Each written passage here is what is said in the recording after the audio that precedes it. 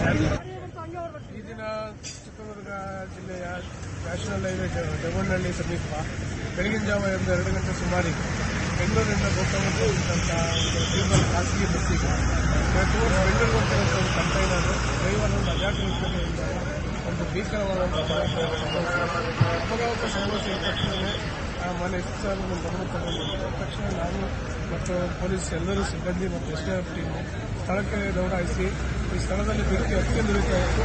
ಏನು ಸೈಡ್ನಿಂದ ಎಲ್ಲ ಬಸ್ಸುಗಳಿಗೆ ಹತ್ತಿರದ ಬೆಂಕಿಯನ್ನು ಆಕ್ರಮಿಸಿ 24 ಜನರಿಂದ ನಾವು ಹಿರಿಯರಿಗೆ 12 ಜನ ಶಿಫ್ಟ್ ಮಾಡಿದ್ದು. ಆ 9 ಜನ ಶಿರಾಕ್ಕೆ, 3 ಜನ ತುಮಕೂರಿಗೆ, ಒಟ್ಟು 24 ಜನ ಆಸ್ಪತ್ರೆಗೆ ಶಿಫ್ಟ್ ಮಾಡಲಾಗಿದೆ.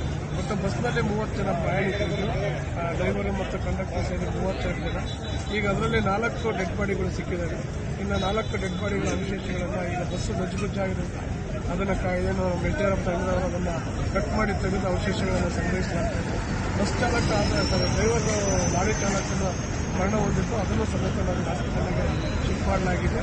ಎಲ್ಲ ಬಾಡಿಗಳನ್ನು ಶಿಫ್ಟ್ ಮಾಡಿದ ನಂತರ ಅದನ್ನು DNA ಪರೀಕ್ಷೆ ಮಾಡಿ ಅದನ್ನು ಪೋಸ್ಟ್ಮಾರ್ಟಮ್ ಮಾಡಿ ಸಂಬಂಧಪಟ್ಟಂಥ ವಾಹನದಾರರಿಗೆ BMS ಹಸ್ತಾಂತರ ಮಾಡಲಾಗಿದೆ. ಸೊ ಈಗೇನು ಟ್ರಾಫಿಕ್ ಬಂದಾಗಿತ್ತು ಅದನ್ನೆಲ್ಲ ಸುಗಮವಾಗಿ ಸಂಚಾರ ವ್ಯವಸ್ಥೆ ಮಾಡಿಕೊಡ್ತೀವಿ. ನಾವು ಏನು ಬಸ್ ರಿಸರ್ವ್ ಮಾಡಿರ್ತಾರೆ ಖಾಸಗಿ ಬಸ್ಸಲ್ಲಿ ಅವ್ರದ್ದು ಮೊಬೈಲ್ ನಂಬರ್ಗಳನ್ನು ಕಾಂಟ್ಯಾಕ್ಟ್ ಮಾಡ್ಕೊಂಡು ಅದರ ಮೇಲೆ ನಾವು ಅವರ ಸಂಬಂಧಿಕರಿಗೆ ಮಾಹಿತಿಯನ್ನು ಈಗಾಗಲೇ ತಿಳಿಸ್ತಾ ಇದ್ದೀವಿ. ಈಗ ಕೆಲವರು ಬಂದು ಆಗಲೇ ವಿಚಾರ ಮಾಡಿರೋದು ಇಬ್ಬರು ಸೇವ್ ಆಗಿದ್ರೆ ನಮ್ಮ ಬಾಡಿ ಸಿಗ್ತಾ ಇಲ್ಲ.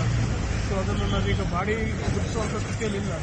ಅದರ DNA ಮಾಡಿದ ನಂತರ ಅವರ ಎಂಟ್ರಿ ಶಾಲಾ ಮಕ್ಕಳು ಹೌದು ನಿಜಕ್ಕೂ ಒಂದು ದುರಂತ ತಪ್ಪು ಅಂತ ಅನಿಸ್ಬೋದು. ಯಾಕೆಂದ್ರೆ ಈ ಬಸ್ ಹಿಂದ್ಗಡೆಗೆ ಒಂದು ಶಾಲಾ ವಾಹನ ಬೆಂಗಳೂರಿಂದ ದಾಂಡೇಲಿ ಹೋಗ್ತಾ ಇತ್ತು. ಆ ವಾಹನ ಒಂದು ಆ ಡ್ರೈವರ್ನ ಒಂದು ಜಾಗೃತೆಗಳು ಅಥವಾ ಒಂದು ಮಿಂಚಿನ ಒಂದು ಸಂಚಾರನ ಗೊತ್ತಿಲ್ಲ. ಯಾಕೆಂದ್ರೆ ಕಂದಕವನ್ನು ದಾಟಿ ಸರ್ವಿಸ್ ಮಾಡೋದು ಹೋಗಿದೆ. ಸ್ವಲ್ಪ ಡ್ರೈವರಿಗಂತೂ ಸಣ್ಣ ಪೆಟ್ಟಾಗಿತ್ತು. ಮಕ್ಕಳಿಗೆ ಯಾವುದೇ ರೀತಿ ತೊಂದರೆ ಆಗಿದೆ. ತಕ್ಷಣ ಇನ್ನೊಂದು ಬಸ್ ವ್ಯವಸ್ಥೆ ಮಾಡಿ ಆ ಮಕ್ಕಳನ್ನ ಶೈಕ್ಷಣಿಕ ಪ್ರವಾಸಕ್ಕೆ ಅನುವು ಮಾಡಿದ್ದಾರೆ. ಮಕ್ಕಳಿಗೆ ಯಾರಿಗೂ ತೊಂದರೆ ಆಗಲ್ಲ. ಸುಮಾರು 40 ಜನ ಮಕ್ಕಳಿದ್ದು ಹೈಸ್ಕೂಲು ಮಕ್ಕಳು ಅನ್ಸುತ್ತೆ ಅವರು. ಅವರು ಶೈಕ್ಷಣಿಕ ಪ್ರವಾಸಕ್ಕೆ ಬರ್ತಾ ಇದ್ರು. ಈ ಬಸ್ ಬ್ಯಾಕ್ ಅವರಿತ್ತು. ಇದು ಏನು ಬಸ್ ಆಕ್ಸಿಡೆಂಟ್ ಆದ ತಕ್ಷಣ ಅವರು ಹಿಂದ್ಗಡೆಯಿಂದ ಲೆಫ್ಟಿಗೆ ಅವ್ರು ತಗೊಂಡು ಸರ್ವಿಸ್ ಮಾಡೋದು ಹೋಗಿದ್ದರಿಂದ ಮಕ್ಕಳಿಗೆ ಯಾವುದೇ ತೊಂದರೆ ಆಗಿಲ್ಲ.